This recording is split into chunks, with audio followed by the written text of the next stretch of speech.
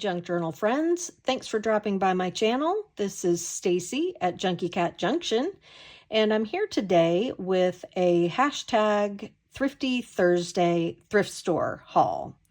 This hashtag was started by Sherry at Turquoise Dreaming. I'll link her channel below. And basically, it is an opportunity for us to jump on that bandwagon and show the things that we've gotten from thrift stores in the last little bit of time. And fortunately, this week I was able to take some time off from work, and I went thrifting with a friend on Monday, and we hit all of our usual places, and it was super fun, and I got some good goodies. So I'm just going to show those to you now, and I've got them divided by type. They're not divided by which store I got them at. You'll be able to see a lot of price tags on these things to see what I paid, but some tags were 75% off, some were 50% off. I don't remember which colors are which, so let's just get started. So the first thing I have is the paper-related items, and so I picked up these. I wasn't sure what they were, just as camp word cards, and I thought that it was going to be vocabulary cards, but they're not. They're just blank, like blank white tags with a hole punched in them. So yeah, couldn't pass that up, especially at 50 cents. These will be great for stamping or, you know, making into tiny tags, and the hole's already punched for me. So convenient. Then I didn't really know what category to put these under, but they're just little holographic leaves that I thought would be fun for shaker cards. So they got tossed in the paper pile. Then I found this whole box full of Yahtzee scorecards. And what's really cool about this, when I opened it up when I got home, I saw that there are Yahtzee scorecards from several different eras. So we have the Yahtzee scorecard from 1982. We have the Yahtzee scorecard from 1972, which is probably what came in this box originally. And then at the bottom, we have the Yahtzee scorecards from 1956. So that's super fun. These kinds of things are always fun to either use as pages or just tuck-ins. And so yeah, couldn't pass that up either. Then, similarly, I found this box of Giotto. I wasn't sure what this was, so I did open it up while I was in the store. And again, they are game papers for a game called Giotto that I had never heard of. These are from 1972. And once I read into it, I realized this was basically like Wordle for 1972 times. And also you play with another person instead of just by yourself on an app. So yeah, I thought these were cool, especially the colors. They could be used for, you know, Christmas journals even. And that's all that was in this box, just these pads of paper. But I thought that was a pretty good deal. Then I was super excited about this. This is a whole package of ledger paper. It looks like some are in here the wrong way. So yeah, ledger paper, unbound. They would have gone into like a post-bound type of book, but I mean, I couldn't pass this up. So came home with me. Super excited about that one too, because we never can have enough ledger paper. Especially, I like this size. It's a great size. Then I found a partially used from 1986 typing paper, pack of typing paper. I'll coffee dye all of this, and that will make for some extra crispy, lovely, thin paper. Then my friend actually found these for me. These are kind of like postalettes. I'm going to move that plastic. But happy faces. So, of course, I had to get them. Uh-oh, are they all stuck together? Oh, gosh. They're probably all stuck together. Well, we'll figure that out later. I could always cut it off and just have happy face paper. But these are from 1996. And you can see you would write on one side, fold it up, and turn it into the envelope. And these would be perfect for Happy Mail, would they not? Hopefully I can get them unstuck. Then I had to get, I mean, why wouldn't I get hanging file folders? They're 10 cents each, so I got 10, paid $1. Can always use them. And then I found this partial pack, very partial pack of scrapbook paper that is, you know, like this is like shiny black. And then there's a few pieces of that. And then this is like a shiny purple. Oh, and that's a random piece of paper. And I think that might be it as far as the colors. Oh no, there's like a pearlescent too.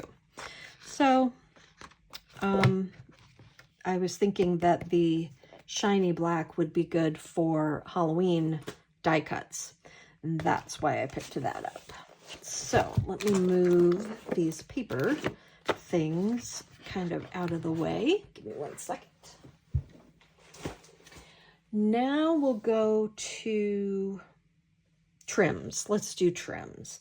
So one of the ones that I picked up was this fun green, and I don't know if you can see it. It has a tiny black like thread running through it as well. Thought this would be fun for Halloween dangles. Kind of reminds me of, I don't know, witch hair. But that's why I got that. And then I found this on a, I don't know what this is called, but the lace holder, this pretty white lace. I thought this could be coffee dyed or tea dyed if necessary, but a good white lace is never a bad thing. And then I also found this black lace, which I think is kind of hard to find. I don't see black lace everywhere. So picked that up. Then I found this off-white and gold rickrack. It's rickrack. I wasn't leaving it behind. Then I found this multicolored, what do I want to say? Fibers. Yeah, multicolored fibers. Always good to mix into tassels and dangles. Then I found a couple of, so I thought this was interesting. It's a patch for, you know, making your own clothing, but they're little ballet girls, and I just thought those were so cute. So I picked them up. Likewise, this tiny little Christmas applique of bells, and Belle is my last name, so couldn't pass that one up either. I got this orange measuring tape, so that'll be fun for Halloween journals. In case you couldn't tell, there's a little bit of a theme going on. And this is kind of where we depart. So I found this, and I thought this would be fun to cut up into, you know, little pieces for clusters, or, you know, larger pieces for wrapping around a journal. Definitely needs a little wash, a little trip through the wash. Then I got some fabrics, and the fabrics are all pretty random. So there's this pattern, whoops, upside down, with foxes and the hunting horn, I don't know, bugle, I don't know, whatever you call that. But one of my, I love Wes Anderson, and one of my favorite Wes Anderson movies is The Fantastic Mr. Fox. It's also a great kids book by Roald Dahl. But I thought at some point I'll probably make either a Wes Anderson type of journal, or at least maybe specific to Fantastic Mr. Fox. So I thought that was fun. Then I found this, this fabric remnant, which I'm not exactly sure. I don't know what it says. It may not even say anything, but has, you know, some crests. I just thought it was cool, and it might actually, you know, kind of coordinate with this. I don't know. We'll see. And then I found this remnant. I haven't tied these, so I'm not exactly sure how much is there of any one of these, or if the pieces are even big enough to do anything with. But, you know, a small, tiny piece of fabric never stopped a junk journaler. Then there's this one. It has some cool paisleys, just a small piece of that. And then this is also a paisley, this red and blue and green. Thought that was fun, kind of retro. Then I got this cute pink with daisies and strawberries. And last of the fabric is this yellow rose that is kind of supposed to mimic eyelet. I don't know if you can see like the little eyelets, but they're printed on. They're not, it's not actual eyelet. So those are all the fabrics. And then kind of in the same vein, I picked up a few patterns. I picked up this one, which I thought was adorable. And then I picked up this one. This one is from the 40s. And obviously it's just super cute too. And then the best pattern I'm saving for last is this one. Playful Kittens for a Colorful Kitchen, here at Junky Cat Junction. Anyway, just these are adorable transfer patterns for needlepoint. So yeah, I thought that was adorable. Let me see if there's a date on this. I don't see one, but that's okay. It doesn't matter. It's cute, and that was what was mattered. As I've said before, if it's cute, it's going in the cart. And then last in sort of the fabric related, I got these spools and these clothespins for wrapping trim and small pieces of fabric on to store. Oh, one other thing in that arena is pins. Can't get enough pins really for, you know, these little pieces of fabric and stuff. So picked those up, and those were super cheap at 35 cents a piece. So let me move some of this out of the way. And then I guess we will do cards next. So I picked up this box of music cards, easy read games, playing cards. But I don't really see that they are actual playing cards, unless they're, I guess there is a game to this. But I got them for A, the colors, and B, the music notes and things. I just thought they were cute.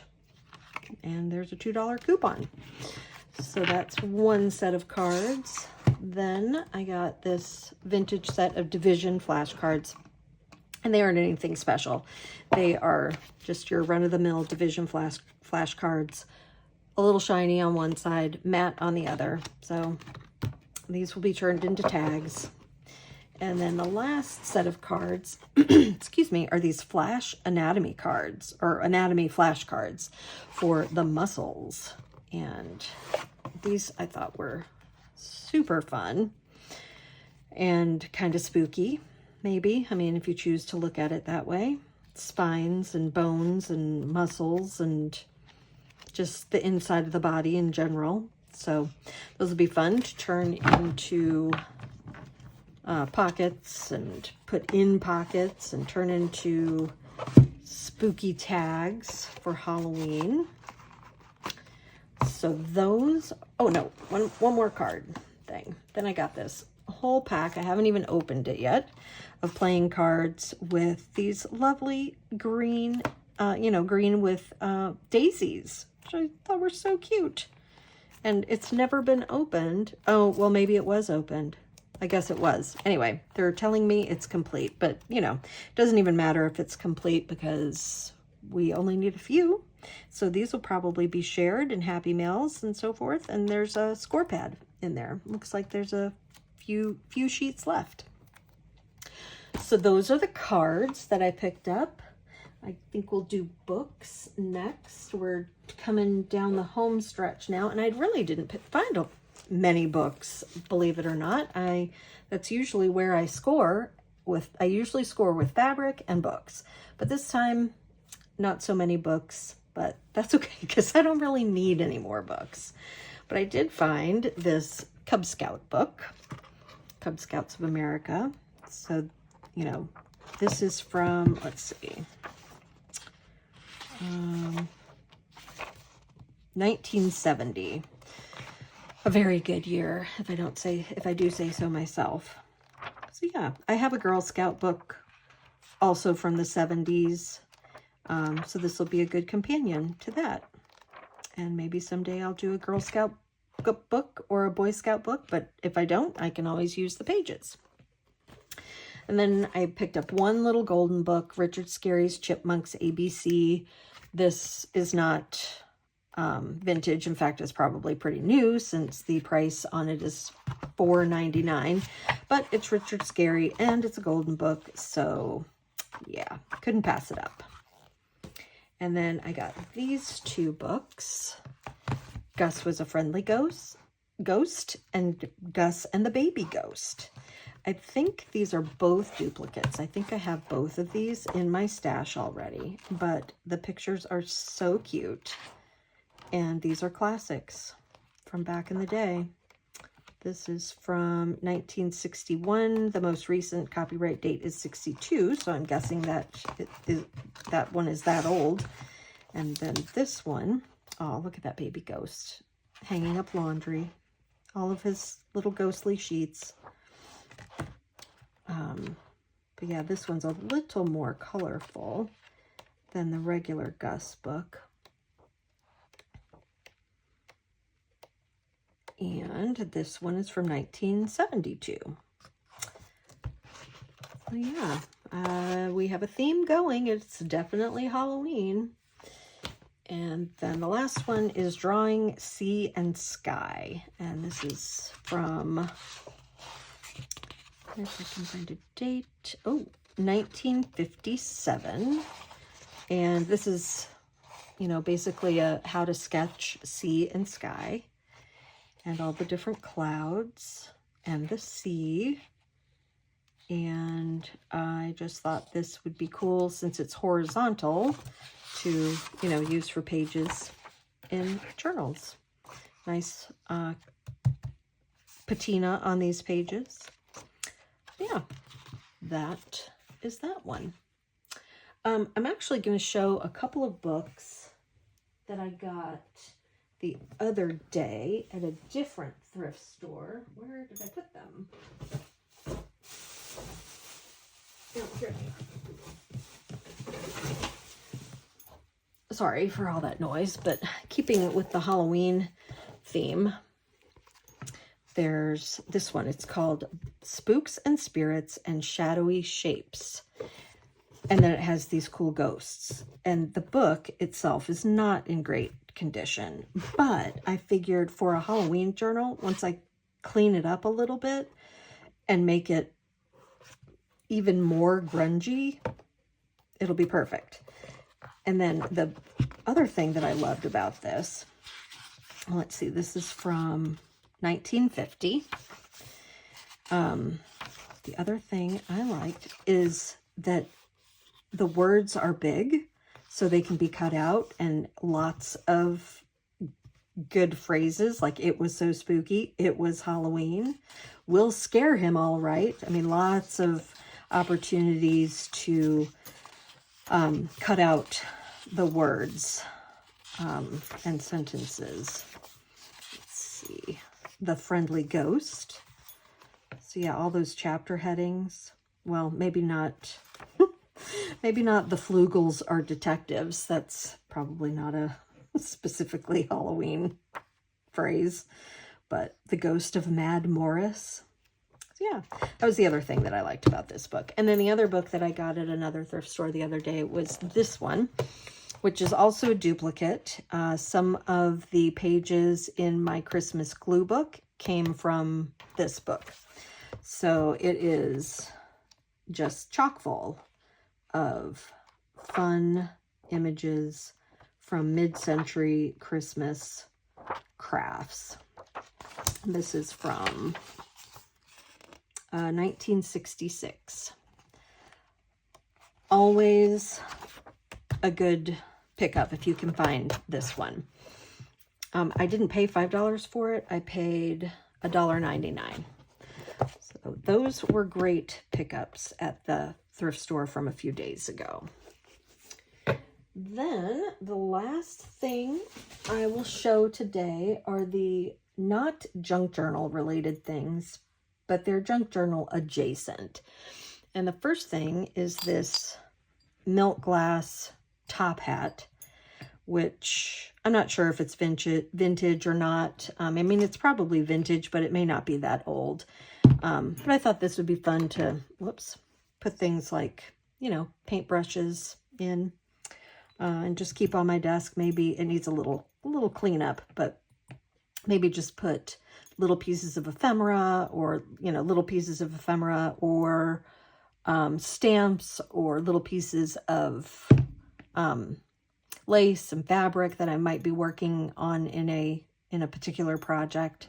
So I don't know, I just thought that was cute. And then I got this teeny tiny little cat charm. I think it's pewter. He'll probably just go on my desk somewhere and not necessarily on a journal. And then I got these clamps.